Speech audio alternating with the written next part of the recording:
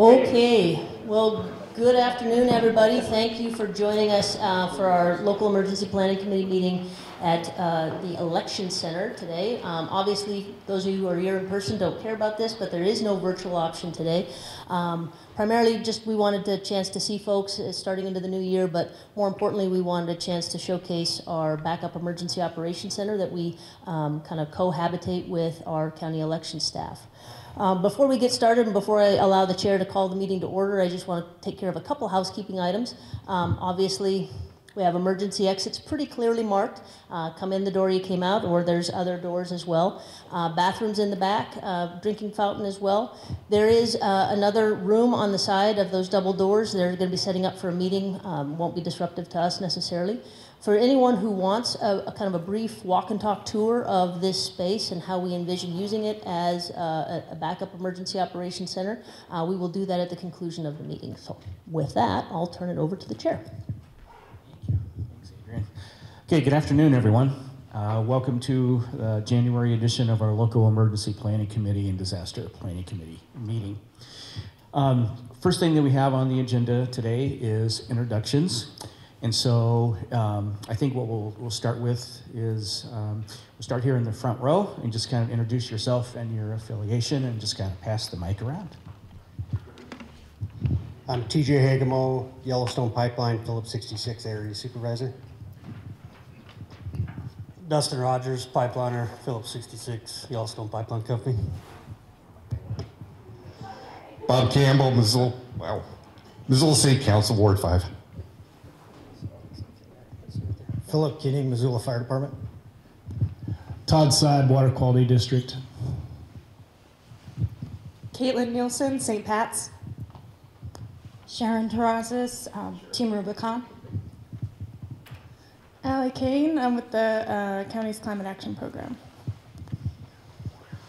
Jeff Goldsberry, CHS Missoula Terminal, I&E Tech. Matt Mill, the Terminal Supervisor, CHS Terminal. Jake Ashbrook, Mountain Lion Chief Safety Officer. Kevin Heisler, I'm the building official for Missoula County. Malin Manson, Team Rubicon, Metro Lead. Thomas O'Connor, Missoula County CERT. Steffi Novak, Missoula County CERT. Julia Gore, Public Health Emergency Preparedness Coordinator. Tim DeFors, the Missoula County Citizen Representative. B-Rad Applegate, registered nurse, infectious diseases. My pronouns are he, him. Sarah Black, infectious disease, health department. Eric Hoover, Ravalli County Emergency Management. Jeff Roderick, Deputy Emergency Manager for Ravalli County. Janessa Babcock, Partners in Home Care. John Harrison, Citizen Rep. Eddie McLean, Missoula PD. Brian Hetzel, Deputy Public Works Director, City of Missoula Streets. Ben Slater, Missoula Police.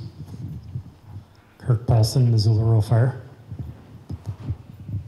Mitch Warritz, Western Montana Community Chaplain. Robert Carpenter, Western Montana Community Chaplain also. Matt Stonecipher, Missoula Police Department, Patrol Captain. Ray Nicholas, hydrologist with the Weather Service here in Missoula. Marty Whitmore with the Weather Service. Chris Clark, Facility and Security Director at Community Medical Center. Tim LaRoche, Missoula County's Wildfire Program and OEM's Urban Avalanche Specialist. Jeff Kicklehorn, I'm the Conservation Lands Manager for City of Missoula Parks and Recreation. Cindy Super, Missoula County Search and Rescue.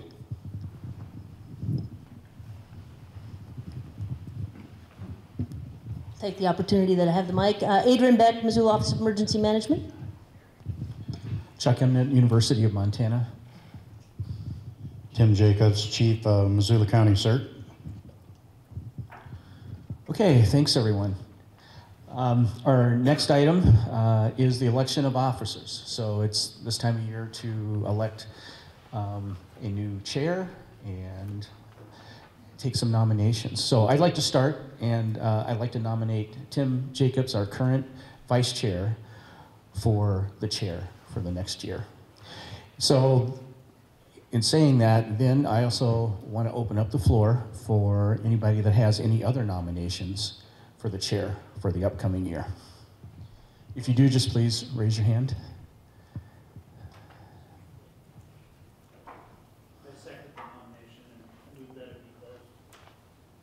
Okay, thank you very much. Thanks, Tim. Congratulations. Okay. So now I'll open up the floor for nominations for the vacant vice chair position for next year. So if anybody has anybody they'd like to nominate, please let me know. Thank you, outgoing chair. I'd like to nominate TJ Hegmo from Phillips 66 and YPO.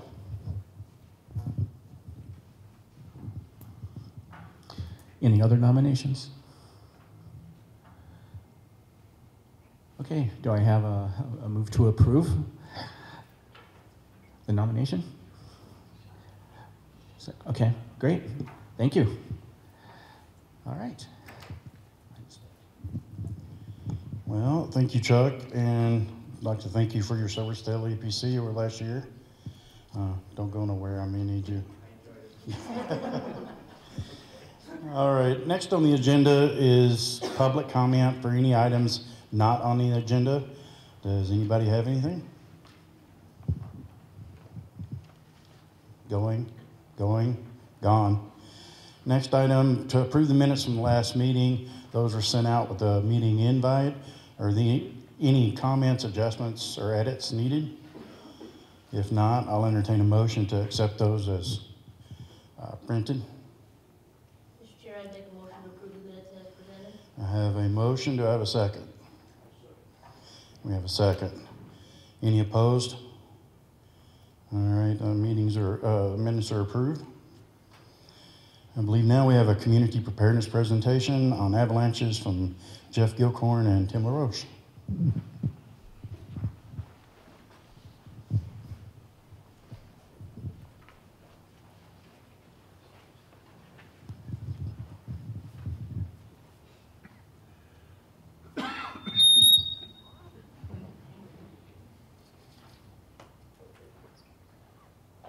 Okay, good afternoon, everybody.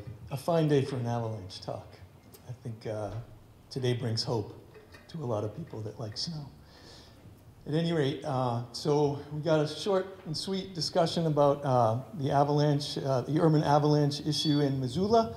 I will take the first few minutes and talk about the history of urban avalanche incidents in Missoula, around Missoula. And then Jeff Gickelhorn will cover the city's acquisition of Mount Jumbo and then protocols that we've developed since 2014 to alert the public to an avalanche danger. And then Phil Keating will talk about what the Missoula Fire Department has developed as far as protocols and a coordinated response when and if we have an avalanche issue or an incident in and around Missoula. So the history of urban avalanche issues in Missoula, for me, started in 1993. If anybody here knows of anything sooner than that, I'd love to get together with you after this and discuss, or please feel free to raise your hand and talk about that. So what I know of the beginning of Missoula's urban avalanche awareness was in 1993, when a handful of Boy Scouts ventured up one of the drainages on the east side of Mount Jumbo and got up into the drainage a little ways and found a wind-loaded pocket of snow, and which triggered an avalanche. They triggered it from the bottom. The crown of the avalanche was about 2 feet deep, and then the debris that came down into the terrain trap of the drainage bottom was up to 5 feet deep. And there was a Boy Scout that was buried in there, and his friends couldn't dig him out. It sounded like the snow set up really quite solidly, and they had no shovels or anything with them, probes or anything with them to perform a rescue. And then later on in March, that was in January, later on in March of 1993, there was a snowboarder-triggered avalanche at the mouth of Grant Creek. If you can picture where the gas station is at the mouth of Grant Creek, just to the north of that gas station on that west-facing slope, a snowboarder went up there and triggered an avalanche that was about, I think the crown of that looks to be about 3 feet deep, and there were no injuries or fatalities in that incident, but it certainly raised the awareness of avalanche forecasters that the urban avalanche issue was certainly something to pay attention to. So that was 93. And then in the heavier snow years between 93 and 2014, there were reports of small avalanches happening in and around the foothills, the North Hills area, the area just at the north end of Orange Street is a little avalanche slope, and then in Grant Creek as well. And then comes 2014, and most people are aware of the big incident that happened on Mount Jumbo.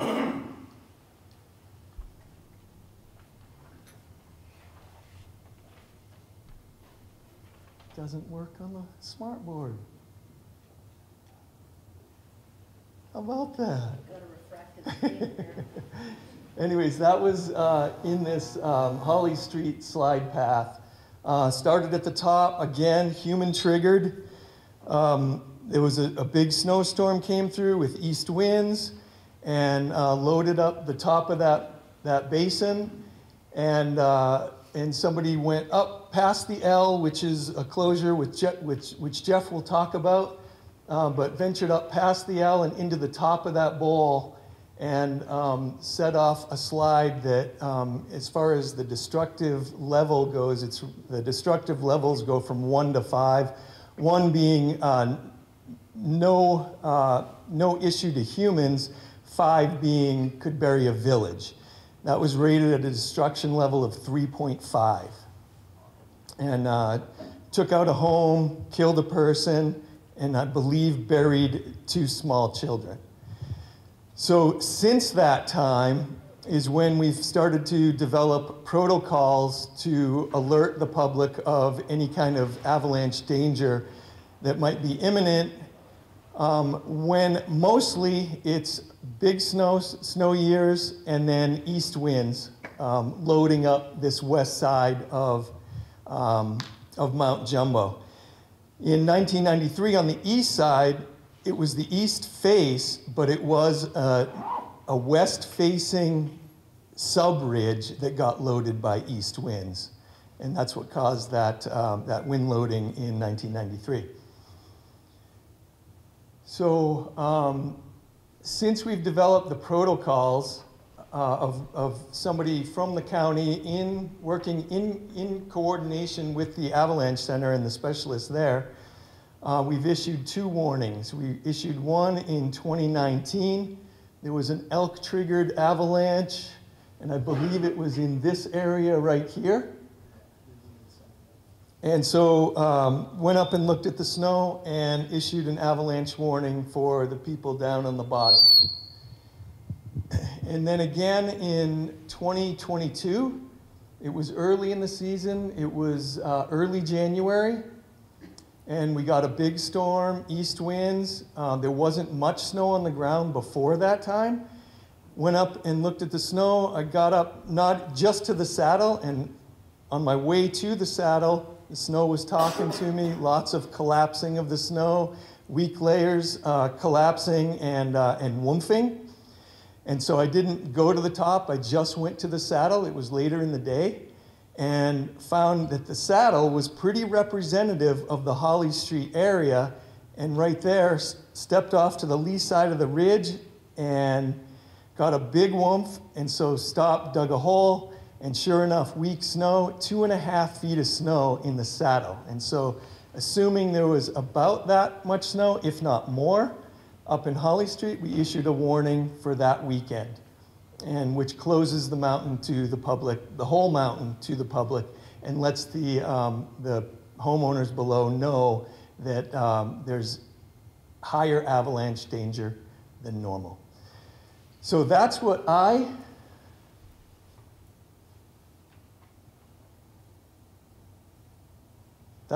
have for our urban avalanche history. I'll hand it over to Jeff Gickelhorn. Thanks, Tim. Hi, everybody. So I'm going to recap. I'm going to go back a little bit, I guess actually post-93, pre-2014. You know, the city purchased Mount Jumbo in 1997 with the use of open space bond funds. It was a big success for the community in terms of, you know, protecting this place that was slated to be developed. And so with that, you know, now we have this great 1,600-acre open space property for both residents to recreate on and for wildlife to utilize as well. And so with that comes a whole host of management challenges. As a reminder, Mount Jumbo extends from the interstate, right, the I-90 interstate, all the way north to the U.S. Forest Service Rattlesnake National Recreation Area. It's approximately 1,600 acres. We manage the mountain in 2 different zones. So we have a seasonal wildlife closure that goes into effect approximately December 1st every year. The south zone, which is from the saddle that Tim referenced all the way down to I-90, which includes these slide paths, is closed from December 1st to approximately March 15th. The north zone that goes from the saddle up to the U.S. Forest Service boundary stays closed through approximately May 1st. Those opening dates, actually, and the closing dates are variable based on elk presence and weather conditions. So for a year like last year, or last winter, excuse me, 2022-2023 winter, we kept the south zone closed for, I think, 27 extra days because of snow presence on the mountain. And because of that, our Mount Jumbo elk herd stayed in the south zone. They stayed up here near the summit and in the vicinity of these slide paths for the duration of that time. One challenge we see is that, especially in the spring, if Parks, in consultation with Fish, Wildlife, and Parks, extends the winter wildlife closure, we get a lot of people starting to push that closure and encroach. City ordinance actually dictates that that's a criminal offense of fine up to $500 for trespassing into the winter wildlife closure. And we've worked with Missoula Police to enforce that closure. We haven't had any recent citations, but in the past we have. And so it's this interesting challenge where most residents in the valley really value that winter wildlife closure. They understand it. But in a winter like this one, where we have very little snow, residents are going up there. We've had reports of trespass recently. Last year, we had a backcountry ski skin track going almost all the way up to the summit. Didn't end up catching anybody. But again, we are seeing trespass. And so whether or not it's new residents moving to the valley or individuals that are just uninformed, they are pushing that closure. So it's a challenge to make sure that the education and information gets out to prevent the another human-triggered avalanche. So again, we have this winter wildlife closure that is not specifically instituted to prevent human-triggered avalanches, but it benefits us in that we are keeping people off of the mountain during the period of time where we have increased avalanche danger. And so, again, whether or not it's someone pushing to go backcountry skiing or someone ignoring the closure signage which we have all over the mountain, we do see people trespassing in the winter. If you see any trespass, if anybody lives in the vicinity of Mount Jumbo, please call 911. 911 dispatch, and Missoula Police is very informed of where the closure area is, and will respond to the appropriate trailhead for where that individual is sighted. So what happens when we get a increased avalanche danger notification from Tim? So Tim and I are coordinating on a regular basis. Anytime he needs to go up onto the mountain, he will give me a call to say, hey, I need to go up there. Obviously, we're informing 911 dispatch in case someone reports Tim as trespassing. That's not great. And actually, last year we were able to send I was able to send one of my staff members up as well, which is great. They're up there in the summer all the time, but getting more knowledge for our own Parks and Rec staff about what those environmental conditions look like up on the mountain. It's great redundancy in case Tim, let's say, was out skiing somewhere else. And so in the case of 2022, Tim went up, made that call. We received the call, I think it was 3 p.m. maybe, and all of our staff were about to head out for the day. We actually kept people on and closed down the few trails that are open on the mountain. I guess I forgot to mention that. So on the south side of Mount Jumbo, the US West Trail that runs from the Cherry Street trailhead over to East Missoula remains open. And then the lower L trail, so you can go from the US West Trail up to the L on Jumbo, those are the only 2 trails that remain open all year. When we get an increased avalanche danger notification, we very quickly message the public that the entire mountain is closed, and we post and close signage at those few remaining access points that are open in the winter. And so effectively, the entire mountain is closed. So if you're on Mount Jumbo, when that warning is issued, you can be cited the same way as if you're going into the closure, the sort of normal closure above the L. So, again, that was a good example of where within 2 hours we had the mountain effectively closed. We also made sure that there was no one on the mountain that we were going to sort of lock up there. And then we also, Parks and Rec, I guess it was actually the city in coordination with County OEM, put out a press release to the community saying that we've observed increased urban avalanche danger and that on the mountain is closed and that any residents within the vicinity should be aware of that increased avalanche danger. So it's a fairly quick-moving process, and we're in regular communication between Tim, myself, Missoula Fire, right, to make sure that the public is noticed as quickly as possible and that we can mobilize staff to make sure that the mountain is closed. So I'll hand it over to Philip as it relates to response. Oh yeah. Yeah, thank you. Yeah, so this is a new thing. This is officially a new thing for us this year. Last year, Tim trialed a snow stake in the Holly Street Start Bowl, fashioned together with a piece of bamboo and some colored tape. And amazingly, we had snow on the ground so long last year, it actually stayed up and stayed standing the entire winter, which was pretty remarkable. To improve on that concept, this year, we actually put in permanent snow stake bases both on the north and south sides of the Holly Street Start Bowl. And so these are bases, it's essentially a 5-gallon bucket with a PVC sleeve cast into it that's buried in the ground, capped when it's not in use. And then we have now removable snow stakes that are placed just before the winter wildlife closure goes into effect that have markings every 1 foot up to 4 feet that we can actually remotely monitor with either the Missoula Fire Department's drone or County OEM's drone. And so the idea being, if we can preventatively, or not preventatively, but sort of proactively assess snow depths without actually having to go up on site. And that can help with, if we have broader avalanche condition forecasting from the Avalanche Center, you can apply a lot of those forecasts to Mount Jumbo, but we really don't know what the conditions are like specifically up here.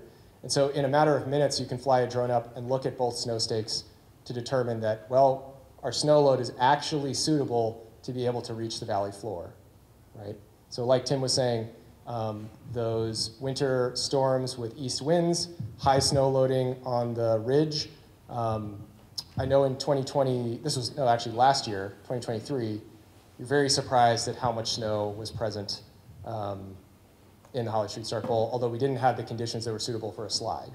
So, as we have better monitoring and more regular monitoring, we will get more data points to be able to inform our decision-making moving forward. Great. Philip. Thank you. Good afternoon, everybody. So I'll kind of cover what we did in 2014 and what we had done prior to 2014. With the fatality on the East Missoula side, everybody was somewhat aware. I would say that we were ill prepared for an avalanche of this capacity in town. So we had some very basic training up to that point. After the 2014 slide, it was very obvious that we were way behind the curve on this. So as you can see here, where the slide occurred, took out the house here, and there were 2 kids playing outside. One of the residents next door, and it actually took out their house. He was inside with his wife, and he was the fatality. The juvenile male that was found, he was recovered under a couple feet of snow next to his foundation of his house, and his sister was also found. So we had some pretty significant issues on that incident in hindsight. One of them being that our people were not prepared for an incident that big in town. Thankfully, we have a lot of people with backcountry experience. We didn't have avalanche beacons, we didn't have probes. And the other thing that really impacted this response was the number of civilians that showed up. I feel like they kind of basically drained the whole rattlesnake, everybody in the rattlesnake into that incident with shovels. People were showing up with shovels, probes. And ultimately, those are some of the things that we learned from this incident and how we can improve. So we had law enforcement was on scene, police, fire, I think roads was on scene. The biggest part was trying to find the victims, and then patient care, and there was a gas line that was ruptured. So I was trying to manage all of those hazards, as well as provide for the safety of all the responders and civilians that were in the scene. So since that time, the avalanche program at the state, the county, and the city overall has really improved. Do you remember what year we did that study, kind of defining these slide paths and the potential? It was back in 18, that was my thought, yeah. So in 18, they went in and they evaluated the topography of all these areas and the potential for slides, kind of figured out where we would have to pre-plan. We've done the pre-planning. We work with OEM, we work with Parks and Rec, and the Missoula Police Department to do all of this planning. So currently what our response would look like, so right out of the gate with an urban avalanche, we're gonna call a second alarm, which for us means we're emptying every engine in the city, and we're getting backfilling with 2 more engines. Missoula Rural would cover all of the city, and then we'd get 2 police officers, multiple ambulances, safety officer. It's quite a big response compared to what occurred in 2014. We're also providing avalanche training every fall for our personnel. We all have probes. And then we've worked with the trailhead where we can get probes. They'll let us take all their rental probes if needed. So we've learned a lot from that incident. Unfortunately, it was a fatality, but I guess that's how we learn. So are there any questions? You guys have any questions regarding that? No? So just real quick, we'll go over these avalanche paths, and then I'll go around the horn on Mount Jumbo, some of our concerns. So as we know, this Holly Street slide path is, that has happened, and so that is the path that we focus on the most. And we haven't seen any real activity in this Y path over here, which is another big path, although it's pretty heavily timbered up in the gut at the top. And so that will help to anchor that slide path. And then lower down on the slope, here we just don't see enough snow most of the time. Not to say that it can't happen, but based on the wind, the way the wind comes over this ridge, it tends to load up that Holly Street bowl the most. And then it does load up this Y bowl, but that's got a lot of a south aspect on it, so it just doesn't catch as much snow as the Holly Street basin does. And then going around to the south, So this is a designated avalanche area. We generally don't see enough snow down here. In 2022, after we issued the warning, a couple days later, there was a fellow that hiked across this trail, and there was a natural slide just right up in the top. The big concern there, though, is if we did get a big snow load in the wrong conditions, that slide could hit the highway and cause issues for the transportation department and anybody that was in the slide path. Okay, so the east side of Mount Jumbo has got some designated steep areas. We generally don't see enough snow on this side of the mountain for these to come into play. And it's a lot more timbered today than it shows in this photo. And so that helps to anchor that snow. So up in here is where that slide happened in '93. And that's more of a west-facing aspect that the wind loaded that pocket right there. And then, but when that slid, it just slid down into the drainage bottom, and then that drainage bottom is not as steep as the rest of the mountain, and so it just stayed right there in the drainage bottom. And then these north aspect, or north end of Mount Jumbo, I guess, still west-facing aspect mostly, but mostly timbered and really no chance of hitting any infrastructure down towards the bottom. And then this is a photo of the crown from 2014, and one of the things that I really take to heart about this photo is the lack of snow everywhere else other than in that basin. It's pretty impressive. So now we know where all the snow goes during an east wind event. This is the slide in '93 that came down into the drainage bottom. Again, about 2 feet deep. Destructive-wise, we called it a D2 because there was a fatality. Otherwise, it would have been a D1 avalanche. Really shouldn't injure anybody, but because the snow piled up so high in that terrain trap, it's a D2 avalanche. Again, the crown on 93 on Mount Jumbo. And then this is the crown, the Grant Creek crown in March of '93.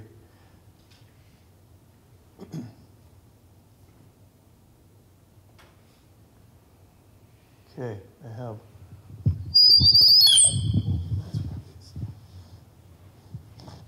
one more thing. I have one more thing to show you.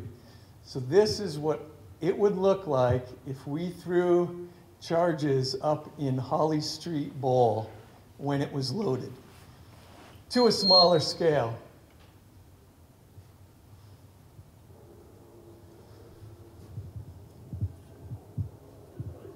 Oh, there it goes. That whole thing just went. You can't see it yet. Look at over the top. Over the top. Woo!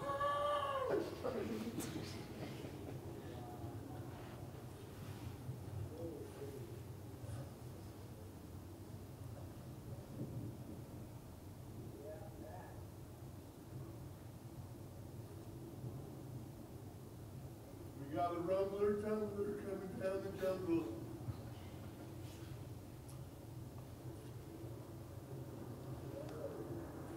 Here goes the road.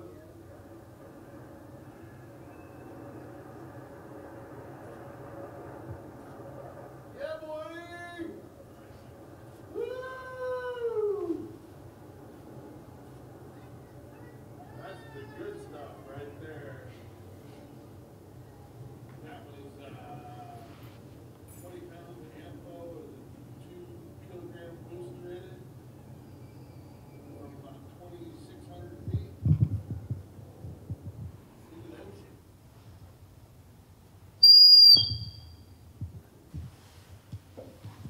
Questions, comments? I guess building on that, Are there circumstances under which you would foresee wanting to do proactive avalanche control measures on Jumbo? And if so, what would that look like? No. And the reason is the risk that it poses if you guessed at the wrong depth of snow that could impact infrastructure, then yeah. And so, and there has been some talk, there are other mitigation mechanisms. Europe has, places where they've installed barriers and such. At this point, there's no appetite to do anything like that on Mount Jumbo as far as, ruining the visual aspect of what we have here. And every incident that we know of, any larger incident that we know of in the urban environment has been human triggered or elk triggered. So we just try to play that card and acknowledge when and if the avalanche danger rises and then get that out to people. So in 2022, when we issued the warning, it is to keep people from gaining access to that area, but at the same time, they were forecasting rain on top of snow, which can be a trigger for a natural avalanche. So close the mountain, issue warnings to the public that it could happen, and go from there. Great question. Hey Tim, beyond a press release, do you have any notification system for the homeowners if you issue a warning? Reverse 911, I believe. That's what you use? Smart 911. Okay. Thank you. Shoot. Quick question. How do you get those folks signed up for Smart 911? So it's kind of an evergreen campaign that we're always asking people to sign up for emergency alerts. They can go to our webpage. They can just type in smart911.com and register their cell phones that are associated with their address. To Tim's point, when we have these avalanche conditions that we feel warrant an avalanche warning and closing the mountain, we notify the public that is immediately in those paths for a couple reasons. One, so that they can make their own decisions about whether they want to find someplace else to be for a couple days, but also so that they can be our advocates in helping to ensure that people stay off the hill and that they report any trespassing.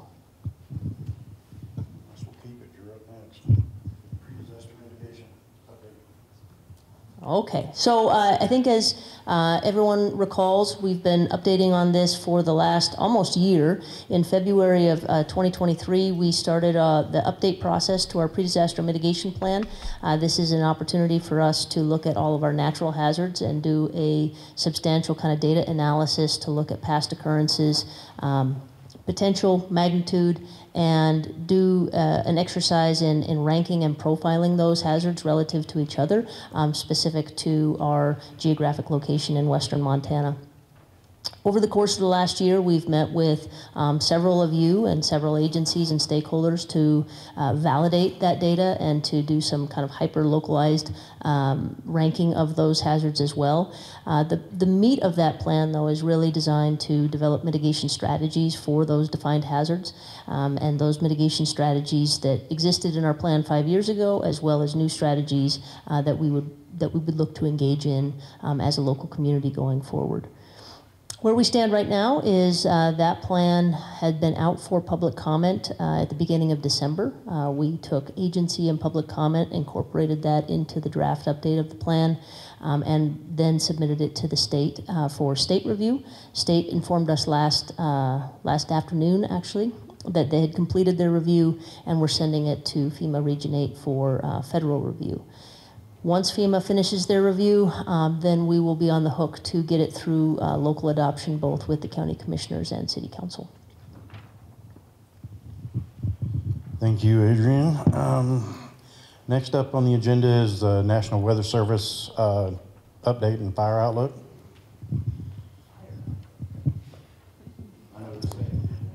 Yeah, fire outlook might be jumping the gun a little bit here, a little season here. So, Ray, you want to come up and talk about what's been happening? Sure. So, Ray will talk a little bit about snowpack and drought and whatnot. and I'll talk about what's going to happen. Yeah, it seems like whenever we come up here, we're talking about bad news, you know, but look outside right now. It looks pretty nice to me. Sunny and, well, anyway, not for the bad news. Everybody knows we don't have much in the way of snowpack. So in the context of things, you know, what does it look like? And, well, it's some record low snowpack. If you look at the Bitterroot and you look at all the snow measuring sites in the Bitterroot, the Clark Fork, the Blackfoot, it's all the same.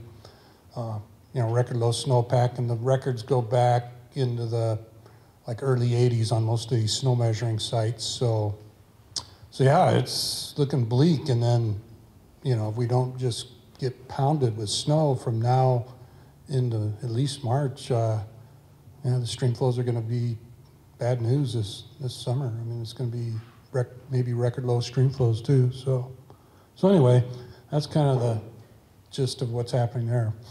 And then Marty will talk about the upcoming storm that's headed our way now. Yeah, so far it's been an El Nino winter, which is what we expected. El Nino is easy to forecast because that's actually the sea surface temperatures. What the atmosphere does with El Nino doesn't always work out, right? So you can't just say it's an El Nino winter, it's going to be lower than average snowpack. But it you know, percentage-wise, it does happen more often than not. So that's why the forecast went out that way. But when El Nino occurs, it produces a big high-pressure ridge over the west coast. So every storm that comes in off the Pacific splits around that ridge. So most of the energy has been heading south all winter long and leaving us high and dry. But just like our big summertime ridges break down occasionally and we get that August rain, that's what's happening right now. We're having a major pattern change from this dominant long wave ridge, that we call it, to more of a long wave trough. And so we had a front come through early this morning, a little bit of precip with it. Wind was probably more impressive than some of the snowfall yet. Behind the front, we're just into kind of a snow band or showery pattern. The hard part about forecasting snow bands is parts of the area, under the band, you might be in a quarter-mile visibility and steady snow. Outside the band, you're getting sun. So how to portray that in a forecast to the public is pretty difficult. The wind is almost too strong out there aloft above the surface to have the prolonged sustained bands. This wind tends to rip them apart, so you get more really passing showers. When we have a prolonged sustained band pattern, you can get 4, 5, 6 inches under that band.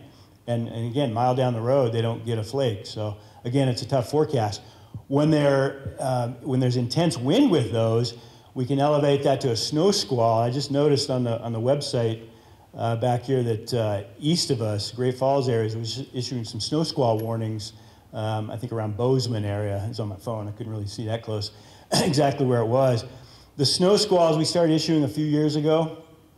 The idea is there when you have 3 different ingredients come together: rapid decrease in visibility, freeze up, rapid flash freeze, and then good winds. So the idea there, it's a short fused, drawn polygon on the map of you better stop what you're doing. In other words, if you're driving, you better get off the highway because you're about ready to go into a pile-up situation. And they started back east, Burlington, Vermont, places like that where they'd get 50-car pile-ups. Out here, it's been a little tougher to do, so we only issue those typically on travel corridors, places like that. We have the ability to issue them just through our normal communication pathways, or we can toggle a switch where they go off the wireless emergency alerts on your phone. And that always meets with mixed results, right? People sitting in their house under that cell tower signal are going, what's the problem? But the idea is to get people who are driving down the road and to take action now. Anyway, we'll see if we get any of those during this week. So what we have going on, this front went through, hitting the mountains pretty good with some snow, a lot of winds. We've seen as high as 80-mile-an-hour winds, mostly north of here. Then we get a reinforcing, called shortwave disturbance. It's not really a strong front, but a little disturbance that'll come through, keeping the snow potential going tomorrow. Then the real interesting, I think, impact will be the Arctic front coming down Well, up north in Flathead, it'll be late tomorrow, and down here, I think it's going to hold off until Thursday.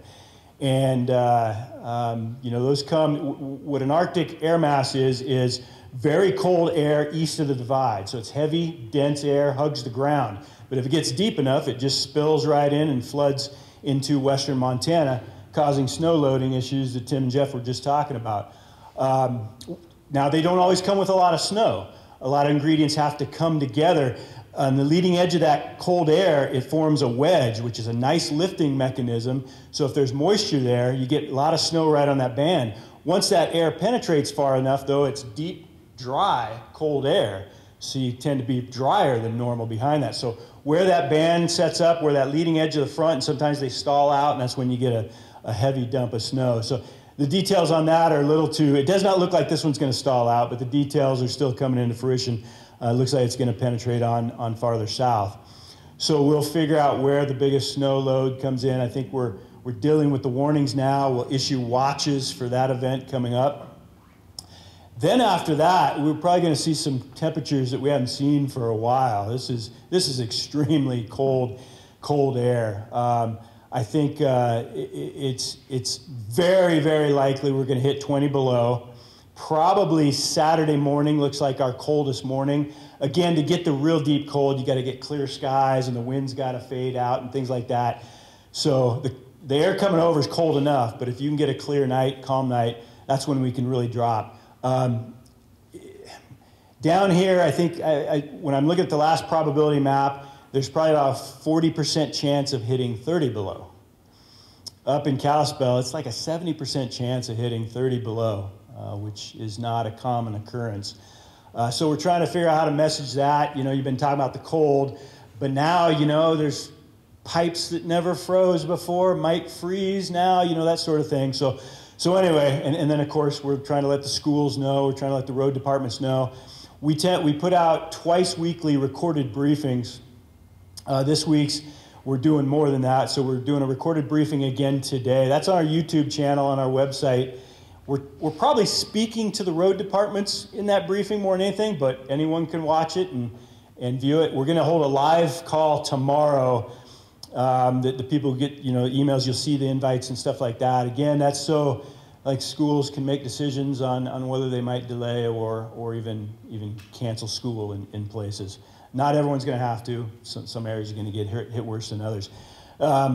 It's tough to say how long that cold air is going to be around.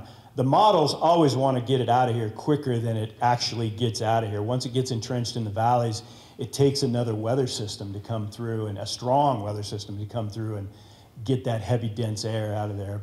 And then under that regime, if it lasts a while, we'll be watching for rivers to be icing up and whether they get bad enough to cause issues with ice jamming and things like that. So it's an active week here in the weather office right now. So.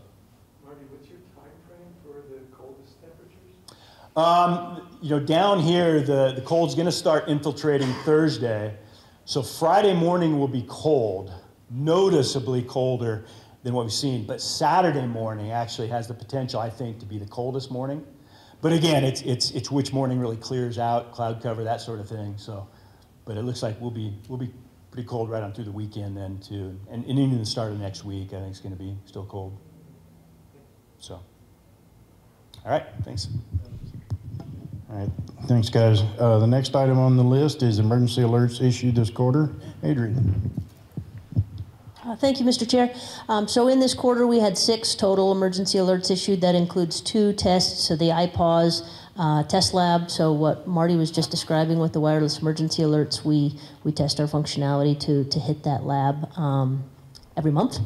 And then we had a handful of missing individuals that triggered some alerts, as well as the resolutions to those.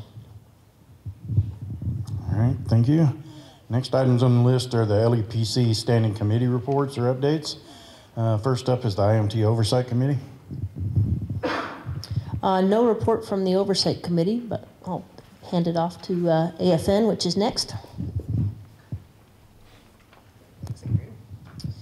Hi, I'm Julia. I'm the Public Health Emergency Preparedness Coordinator. I oversee the Access and Functional Needs Subcommittee as well as the HEAT Group. So exciting stuff from AFN. Since I've taken over, we've been kind of prioritizing projects. We voted on specific projects and are now working on some goals and objectives. We're going to be promoting Smart 911, which is a great dovetail into our last conversation, especially those with access and functional needs when they call 911, or if there is an avalanche or something like that. It's really great to know if folks are in a wheelchair, don't speak English, etc.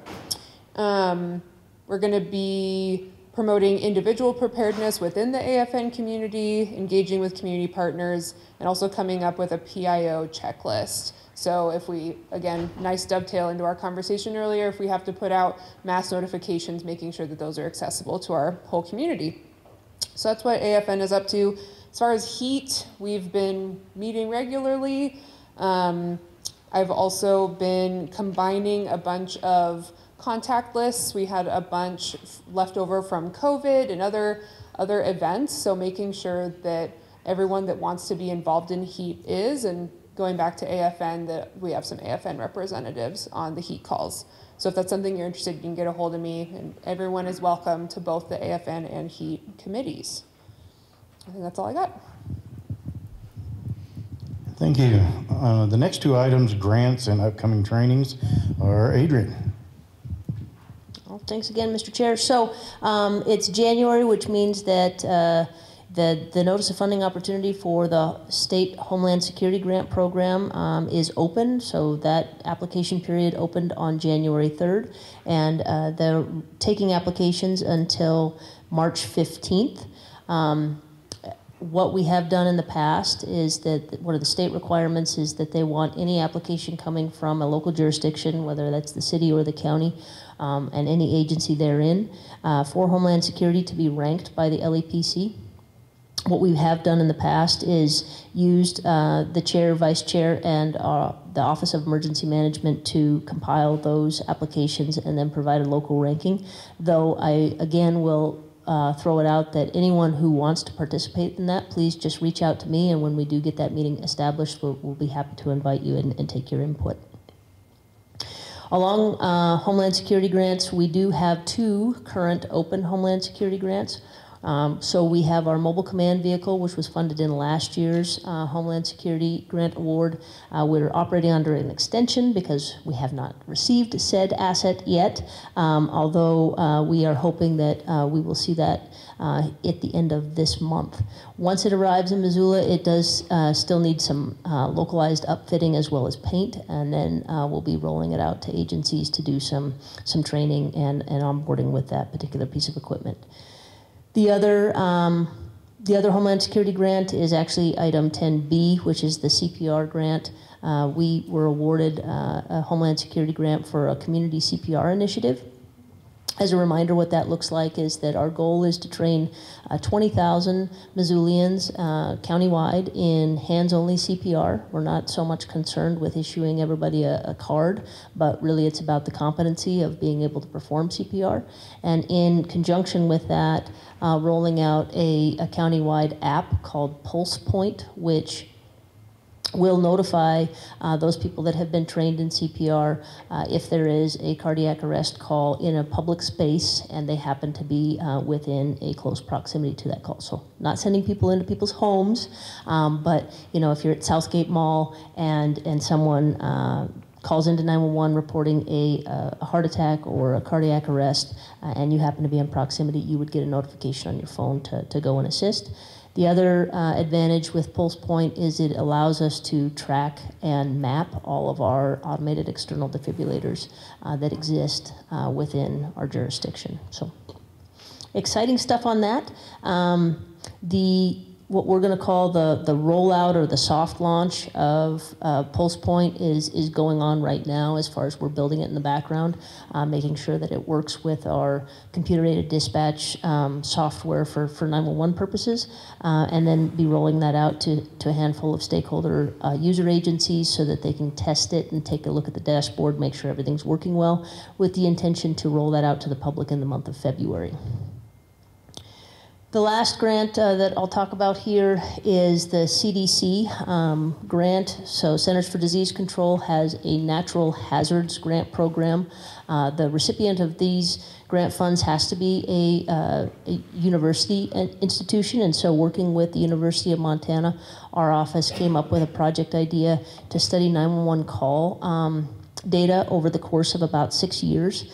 What we're trying to do and what we're trying to test is some hypotheses around climatological data as well as air quality to see what kind of relationship we can find with all call types, so that in the future, and the hope is that, for lack of a better word, we can create somewhat of a heat map, so that we know when we have a prolonged heat dome that we may be able to have some predictive services into where and what types of calls we could see an increase in. But more than that, it may allow us to, at the neighborhood scale, deploy and implement some mitigation strategies for those types of things. Questions on grants? The CPR grant, who's going to develop that program? Is that the stuff you develop, or is it part of grant process? 20,000 is a lot of people.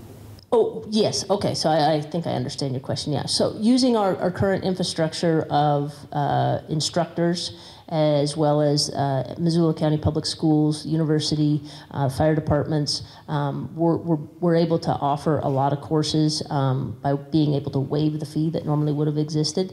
In addition to that, we envision a lot of, for lack of a better word, kind of pop-up CPR instruction opportunities at like farmers markets and those kinds of things.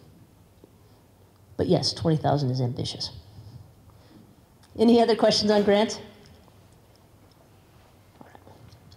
Okay, so moving on to upcoming trainings and exercises. Item on here, 2024 Geohazards Workshop. The School of Mines over in Butte has somewhat of a roadshow that they want to put on here in Missoula that will assess kind of our very specific geohazards, and that tentatively is scheduled for May 1 and 2 of 2024, and it will actually be in this facility. If you're interested in more information about that, please do reach out to our office, either Nick Holloway or myself. But as that gets closer, we'll be pushing out some more information on that. But it's free, and all are welcome to attend. 11B, rattlesnake evacuation tabletop exercise. Our office was recently contacted by the Upper Rattlesnake Leadership Council to talk through some evacuation scenarios. And in conjunction with a new software that we're still onboarding within our office that will allow us to better predict and model what evacuations can look like amid different variables and situations. We're planning to do an evacuation tabletop is probably a disingenuous term for that. It'll be more of a workshop / presentation where we go through lots of those different variables and we show them kind of what we're looking at when we look at the software as to how some of those decisions are made and what some of those timetables look like. But that is scheduled for April 3rd, and that will be in conjunction with both the Upper Rattlesnake and the Lower Rattlesnake Neighborhood Council spring meeting at the school there in the Rattlesnake. Again, more information to come on that as that gets a little bit closer, but both the Upper and the Lower Rattlesnake have identified some citizens to participate in the planning team with our office, and those efforts are underway. 11C is the S203 Incident Information Course. That will be here in Missoula. There's also a companion course going on in Bozeman. If you want more information on that, please do reach out to Nick Holloway if you're interested in obtaining that certification.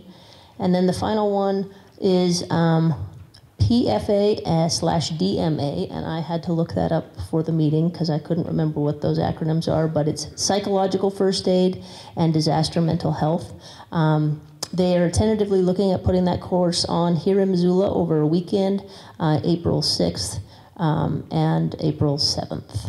Again, more information to come as that gets a little bit closer, but if that is something that you're interested in and want to make sure that you get pinged when that information gets solidified, please do reach out to our office. Thank you, Adrian. And next thing on the agenda is the local and statewide hazmat incidents since last meeting. Is that you? Okay. Anybody? Nope. All right, that's done. Last thing on the agenda is roundtable or any other business before the committee. Anybody? So just one thing that will likely show up on our next agenda, which is in April, is that we'll probably be looking for, excuse me, we'll probably be looking for a small kind of subcommittee to review our local hazmat plan. In the last legislative session, there were some changes made to the State Emergency Response Commission and their oversight of local emergency planning committees relative to local emergency response authorities, relative to hazardous materials planning. So we likely will be trying to figure out what we may need to do to our local plans to change those, and we'll be looking for some volunteers to help us kind of vet through that process. But more to come on that. Thank you, Adrian. Anything else? Last chance. If not, then I'll accept nomination to close the meeting. So moved. Do I have a second? Seconded. Any opposed? This meeting is over. Y'all be safe out there.